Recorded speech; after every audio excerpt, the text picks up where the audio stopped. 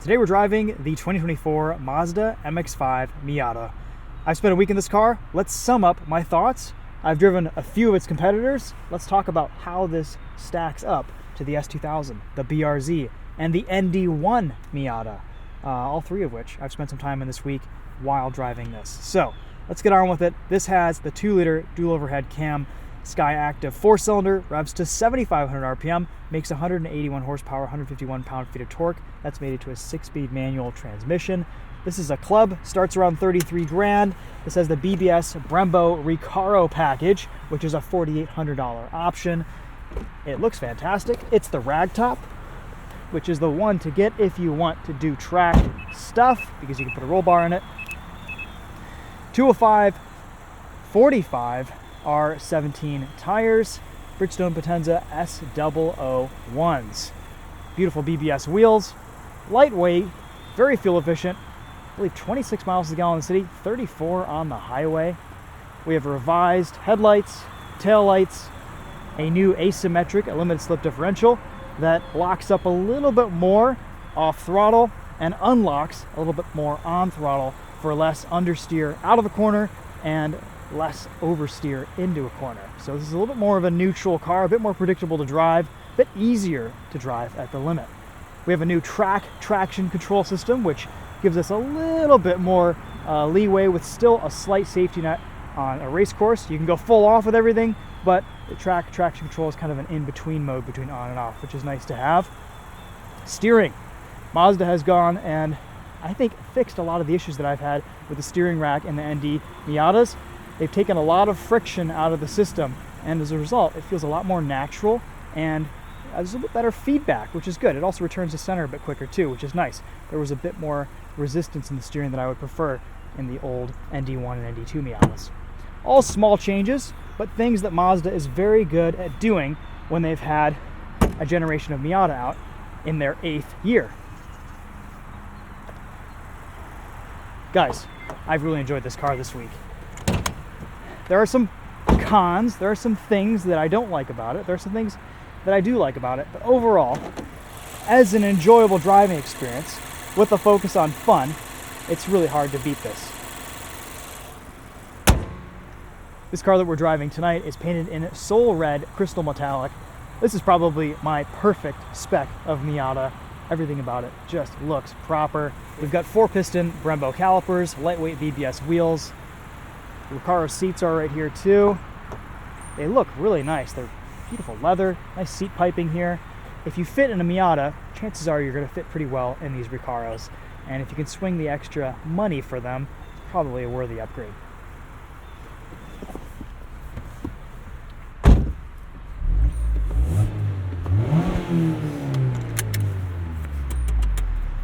We have a few differences here between the Grand Touring and the Club. The first of which, no automatic headlights. These, it's just an on or off switch or a parking light. You can just leave these headlights on all the time. That's kind of what I've been doing, and I kind of prefer it that way. There is no auto climate control.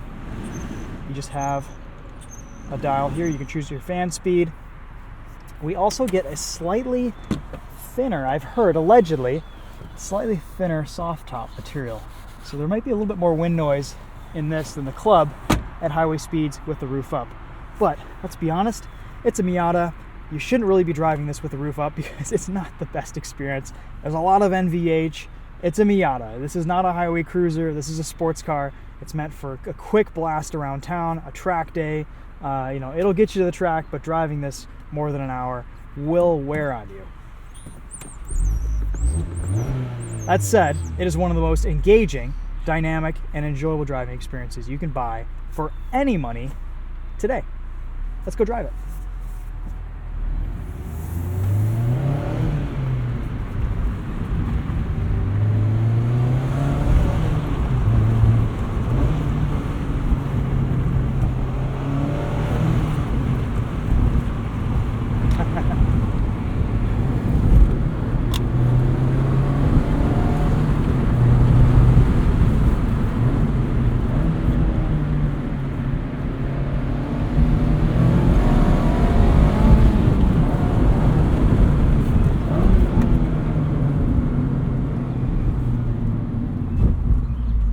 This drivetrain is just a match made in heaven. It is so much fun. All right, let's talk about what I'm feeling behind the wheel here. The first of which is the steering. A little bit less resistance to my efforts. Quicker return to center and a bit more steering feedback. This feels right for the Miata. It was never a deal breaker in the ND1 and the ND2, but it was a complaint and it should have been better, and now it finally is.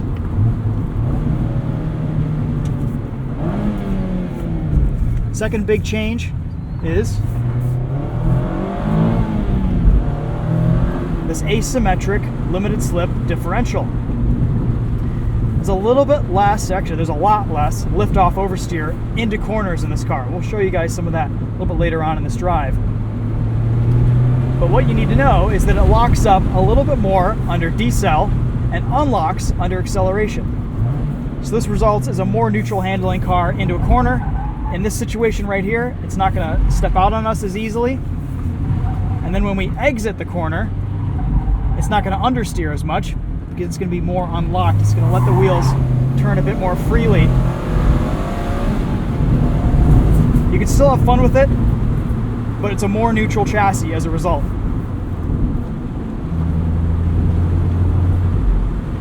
Makes for a more predictable and I think a faster and slightly more enjoyable driving experience.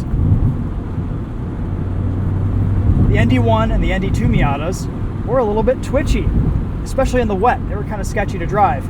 They would snap on you pretty quickly. This is still a car that needs to be respected at the limit, but it's maybe a bit more predictable and as a result, more natural of a driving experience. You can really push this car a bit harder now with the new limited slip differential, which is great. Actually, while we're here, let's put the top up briefly. So we're about to get on the highway. We will save your ears from excessive wind noise.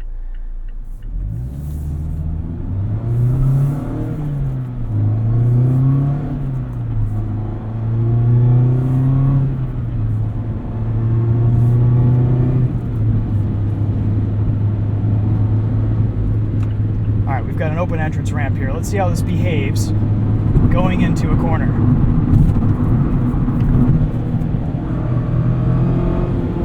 Off throttle, a little bit of trail braking in. Oh, it's just beautiful. You can really control the balance of this car on and off the throttle, but lifting doesn't upset it too much. There's that 7,500 RPM soft rev limiter. And into sixth gear. Where this car isn't so amazing is on the highway cruising. It's kind of loud, it's kind of bouncy. There's a little bit more NVH than I would like. With the top up, this isn't really a very enjoyable experience behind the wheel on the highway. Honestly, I'd rather just have the top down and have the wind blowing through my hair. You've got to love a convertible roadster driving experience if you're getting a Miata. That is the highlight here. That's one of the best things about this car is the open top, open cockpit driving experience. The fuel economy in this car is fantastic. I've averaged almost 30 miles to the gallon just ragging on it all week, which is amazing. Premium fuel is recommended, though not required. The Bose sound system is pretty good. We'll test that at the end of this video, but it does a nice job of kind of drowning out a lot of the noises in this car. You can even listen to it and hear it pretty well with the top down, which is impressive. With the top down and the windows up, there isn't a lot of buffeting at highway speeds, which is great. I cruised easily, maybe 45 minutes, an hour on the highway the other night with the top down, and it was actually a pretty enjoyable experience. We just have regular old-fashioned cruise control. You can skip 5-mile-an-hour increments. There is a lane keep assist setting, though I've turned that off. Honestly, I'd have to drive both cars back to back, but it feels like there is a little bit more wind and road noise with the top up in this Club versus the Grand Touring.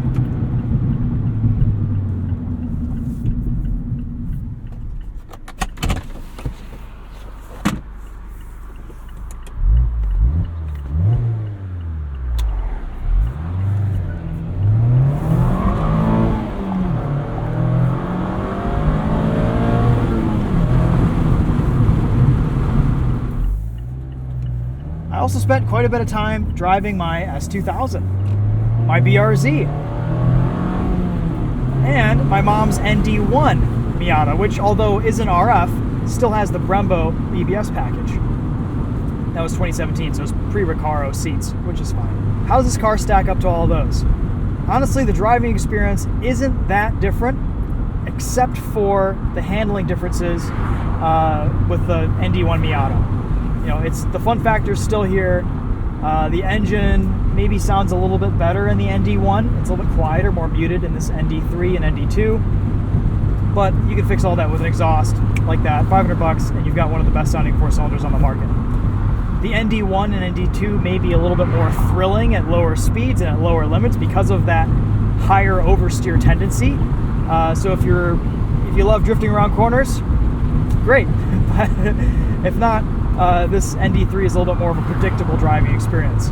Later on this summer, we're going to be getting another ND3 RF with the BBS Brembo Recaro package, and we'll do a direct apples-to-apples comparison versus the ND1 in that video. So stay tuned for that. Basically, all you need to know is if you already have an ND1 or an ND2, it's probably not worth upgrading to the ND3 just for these couple changes. You could do that in the aftermarket, maybe even buy the revised differential on eBay, you know, from a car that's been wrecked or something. The fun factor is still there, and at the end of the day, this ND Miata is just a fantastic driving experience. It's so much fun. Versus the S2000, this was really interesting. The S2000 actually is a bit more smooth to drive, and I found it to be more comfortable on the highway. I love both manual transmissions equally. Miata has a much longer throw, a bit more resistance between gates. The S2000, it's just like a little bolt action rifle. It's so satisfying. The engine in the S2000 sounds a bit more special. It revs to the moon. But honestly, this Skyactiv motor is no slouch either. And the extra torque in the Miata, I think, makes it a bit more fun more of the time. There is so much more low-down torque in this Miata than in an S2000. You really got to rev the nuts off of that car to get the power out of it. Ultimately, it's more horsepower, but the torque here makes it more usable and I think enjoyable more of the time in the Miata. Handling-wise, the Miata is a bit more predictable, a bit better of a chassis. It's more modern, a little bit tighter in here. S2000 is a bit more comfortable, a bit more roomy. It's a bit larger of a car, but not too much. Versus the BRZ. Miata's more fun, BRZ is more livable. The BRZ really does shine on the daily commute. It's a car that you could just eat up highway miles in, doesn't punish you, doesn't beat you up on long road trips. It's a fixed roof coupe, so much better NVH, much quieter, easier to live with on a daily basis. That's a perfect example of that differential in action. Awesome, just awesome.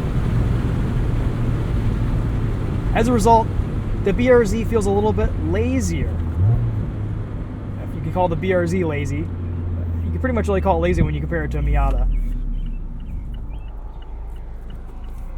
But it just isn't as responsive and immediate and exciting of a driving experience.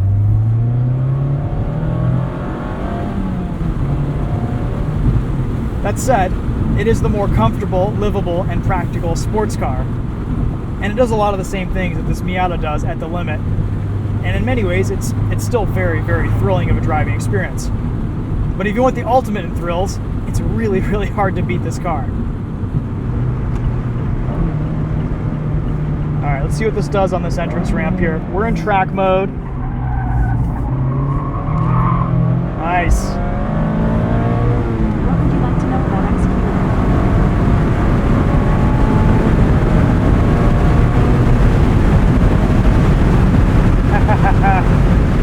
Siri thought I was talking to her. Sorry, I can't show the results for your car. Silence. So as you may have noticed back there, the rear end of the car rotated just about perfectly around the arc of the corner. It was completely neutral. Maybe a little bit more understeer than previous generation Miatas. I wasn't counter steering, but I could just chuck it in with utmost confidence that the car would rotate perfectly and get on the power a little bit earlier. That was beautiful. I would maybe dial in a bit more negative camber to get better front end response and a bit less understeer, but I am so happy with the way this car responds and handles at the limit now. The focus with this car is fun, driving enjoyment. Everything else, space, comfort, it's all a little bit secondary. I've got to say, this new interior feels fantastic. It's aged well over the years. The new infotainment makes this car feel a little bit more modern. It's pretty responsive.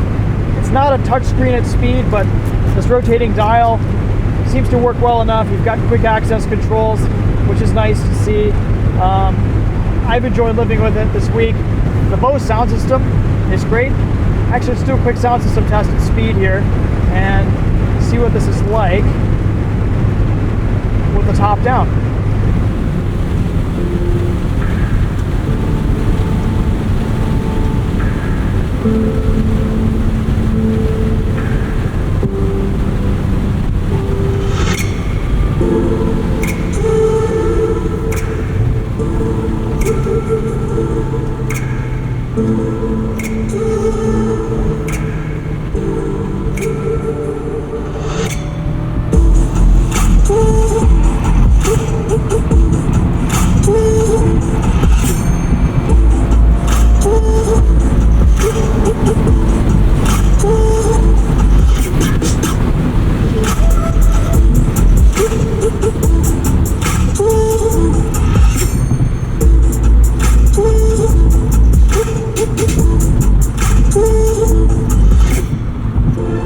It holds up surprisingly well at speed. It's actually one of the better sound systems I've heard in a convertible.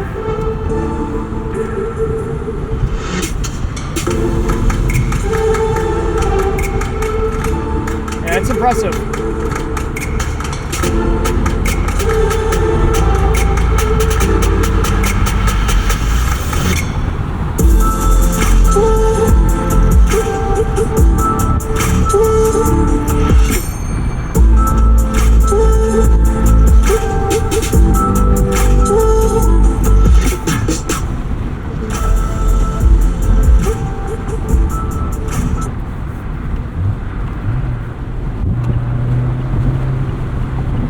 Hopefully that gives you guys an idea of the Bose with a top down.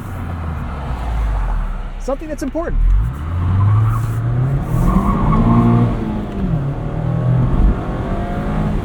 Interesting note about track mode.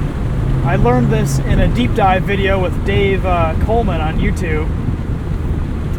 There is a little bit of an ELSD component to the traction stability control system here.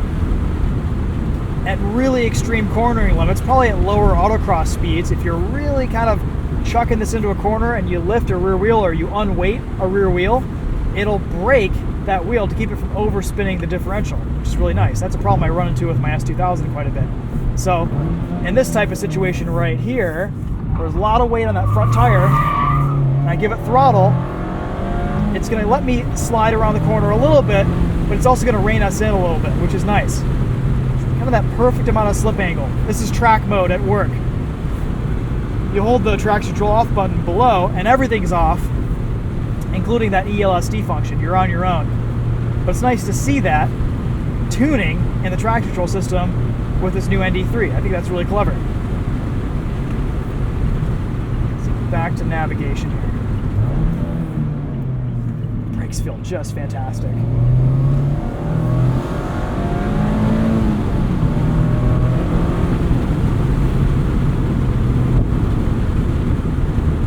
I'm going to buy one of these someday. Once I get this S2000 out of my system and maybe something a little bit faster, a little bit crazier one of these days, Miata is still the answer.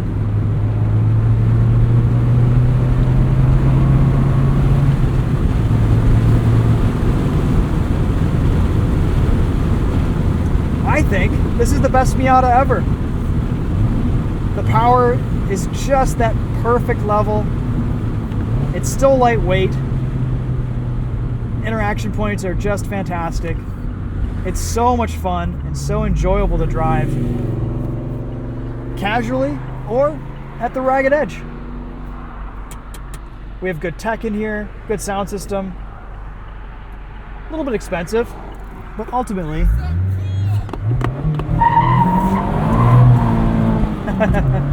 what else could you want?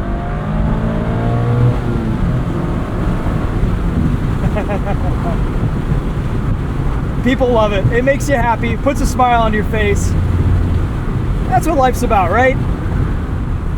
There's a reason why we say Miata is always the answer. Because very often, we all go out, we buy more and more expensive enthusiast cars. When we start making more money, our budgets get a little bit higher. A lot of us just end up back in Miatas. And I think aside from something that begins with P and ends with Porsche, it doesn't really get any better. And for the money, it's almost impossible to beat.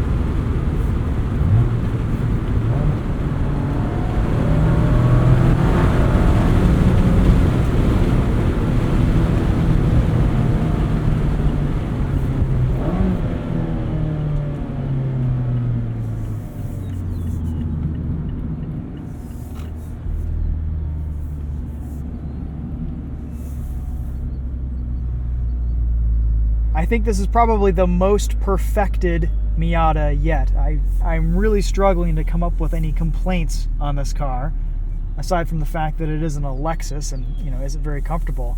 But you knew that going in. It's just so charming. I want to drive it every day. I want to take it everywhere. It puts a smile on my face and enhances every experience I have with it behind the wheel. I think that's all that needs to be said. Thanks for watching. That'll be it for this one. We'll see you guys in the next video. Stay tuned for some more Miata content later this summer. Would like to get behind the wheel of an RF, and we might do a video on my mom's car at some point too if I have a chance here this year, because it would be cool to revisit the ND1. Again, no less fun, but if you haven't already bought an ND Miata, this might be the one to get. Who knows how many years they'll be making this generation. And it is just such a pure, wonderful driving experience.